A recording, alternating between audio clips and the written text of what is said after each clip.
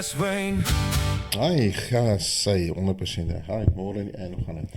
Môre Eddie, goed en jy? Nee, lekker, lekker. Dit is 'n pragtige dag voor die groot reën kom. Dis vandag ons heel eerste potgooi. Heel eerste podcast. Baie beplanning, baie glitches gehad, bietjie gesukkel, maar ek dink ons is daar, né? Ek dink ook so. Want sê gou vir my wat, jy was nou natuurlik die een wat gekom het met hierdie idee en gesê het, kom ons doen die ding. Wat was jou gevoel? Hoekom wou jy dit so graag doen? Ja, so ek Simons Vlei se eerste podcast, die eerste wynplaas wat 'n podcast begin. Ek sal regtig sê dit is 'n platform wat ek wil gebruik vir ons sosiale media span om ons promosies, ons specials, wat hier gebeur by Simons Vlei, in te trek en mense bewus te maak op 'n ander manier, op 'n persoonlike vlak. Ja. Ja, ek dink die bedryf het baie verander. Dis veel meer as net wyn en selfs as jy gaan wyn koop, is veel meer as om net 'n bottel wyn te gaan koop. Mense koop met gevoel, hulle koop waarvan hulle hou.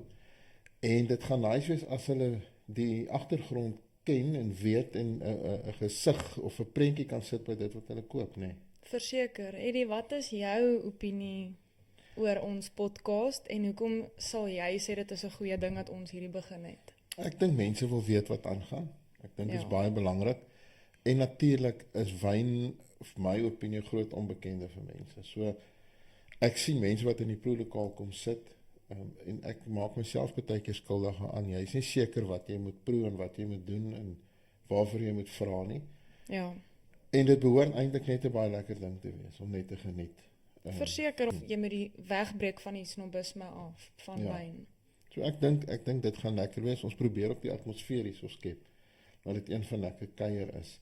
Die ander ding is dat jy is in beheer van die sosiale media. Jy's ons guru hierso. Jy's baie besig. En hardloop teen 'n geweldige tempo. Julle kalender, julle gaan dit seker ook gereeld deel en vir mense sê wat aangaan.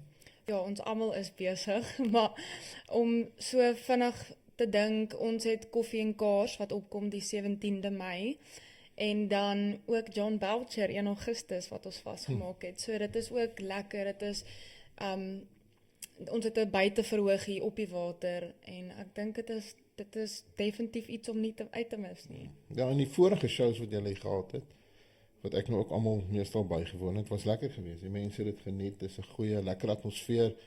As die